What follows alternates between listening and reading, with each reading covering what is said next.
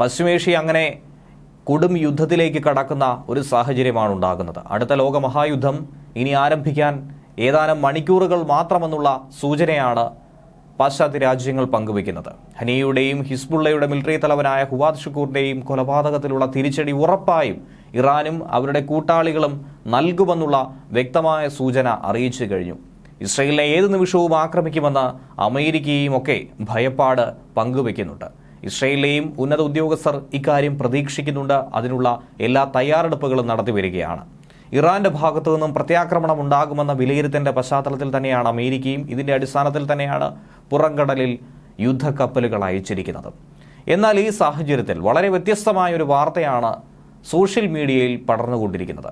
അതായത് ഹമാസ് നേതാവായ ഇസ്മയിൽ ഹനിയെ വകവരുത്തിയിരിക്കുന്നത് മൊസാദ് അല്ല, മറിച്ച് ഇന്ത്യൻ ഏജൻസിയാണ് എന്നുള്ള രീതിയിലുള്ള ആരോപണം. ഇസ്രയേൽ ചാര ഏജൻസിയായിട്ടുള്ള മൊസാദ് ആണെന്ന വെളിപ്പെടുത്തൽ റിപ്പോർട്ട് ചെയ്ത തുർക്കി മാധ്യമങ്ങൾക്ക് വലിയ തോതിൽ ഒരു മണ്ടത്തരം പറ്റിയെന്ന് വേണം ഇതിലൂടെ മനസ്സിലാക്കാൻ.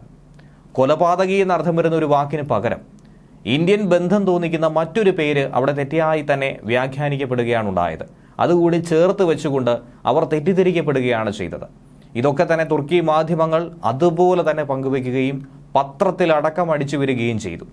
ഹനിയെ കൊല്ലാൻ മൊസാദ് അയച്ചവരിൽ ഒരാൾ ഇന്ത്യൻ വംശജനാണെന്ന് തോന്നിപ്പിക്കുന്ന തരത്തിലുള്ള പേരായിരുന്നു അവർ പങ്കുവച്ചത്. ഇറാൻ പ്രസിഡന്റിന്റെ ഈ സത്യപ്രതിജ്ഞാ ചടങ്ങിനിടയിൽ കൊലപ്പെടുത്താനായി എത്തിയ വ്യക്തി എന്ന് പറയുന്നത് അമിത് നാഗേഷ് എന്ന് പറയുന്ന ഇന്ത്യൻ പേരുള്ള ഒരു വ്യക്തിയാണെന്നുള്ള ആരോപണമാണ് ഉടലെടുത്തുകൊണ്ടിരുന്നത്. ഇറാനിലെ തെഹ്റാനിലെ ഗസ്റ്റ് ഹൗസിൽ വെച്ചായിരുന്നു ഇസ്മയിൽ ഹനിയെ കൊലപ്പെടുത്തിയത്. മൊസാദ് 2 ഇറാൻ ഏജന്റുമാരെ വിലക്കെടുത്തുവെന്നുള്ള ആരോപണം നേരത്തെ ഉയർന്നു കേട്ടിട്ടുണ്ട്. അതിലൊരാളാകട്ടെ ഇന്ത്യൻ വേരുകളുള്ള ഒരു സ്പൈ വർക്കർ കൂടിയാണെന്ന് പല മാധ്യമങ്ങളും പല വാർത്തകളും അങ്ങ് വിടുകയായിരുന്നു.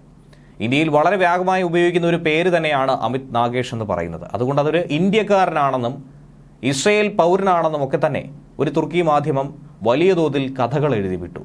അത് വിശ്വസിച്ചുകൊണ്ട് മറ്റു മാധ്യമങ്ങൾ അതിൻ്റെ പിന്നാലെ പോവുകയും അമിത് നാഗേഷിനെ തപ്പി തുർക്കി മുഴുവനായി അന്വേഷണം നടത്തി. ഏറ്റവും ഒടുവിലാണത് ഇന്ത്യയിൽ വരെ എത്തി നിൽക്കുന്നത്. അങ്ങനെ ഒരു അജ്ഞാതൻ ഈ കൊലപാതകത്തിന് പിന്നിലുണ്ടെന്നും ഇന്ത്യയെ ആക്രമിക്കുന്ന പല അജ്ഞാതരും പാകിസ്ഥാനിലും മറ്റയൽ രാജ്യങ്ങളിലും കൊല ചെയ്യപ്പെടുന്ന സാഹചര്യത്തിൽ ഇതിന് പിന്നിലും അതേ അജ്ഞാതനായിരിക്കാമെന്നുള്ള അനുമാനത്തിലേക്ക് അവർ കടക്കുകയും ചെയ്തു.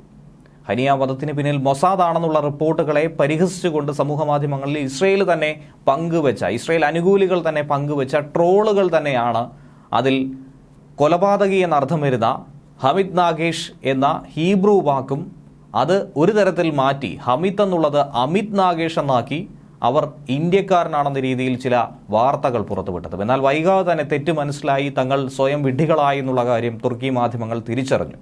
എന്നിരുന്നാലും സോഷ്യൽ മീഡിയ പ്ലാറ്റ്ഫോമുകളിൽ വൈറലായി തന്നെ ഇതിൻ്റെ ട്രോളുകളൊക്കെ തന്നെ പ്രചരിക്കപ്പെടുകയാണ്. അവരുടെ ഭാഗത്തു നിന്നും ഏറെ ദുഃഖമുള്ള ഒരു സാഹചര്യത്തിലും വലിയൊരു കുഴിയിൽ ചെന്ന് ചാടിയ മണ്ടത്തരം പറ്റിയ അമളി പറ്റിയ വേദന കൂടിയാണ് അവർ പങ്കുവയ്ക്കുന്നത്.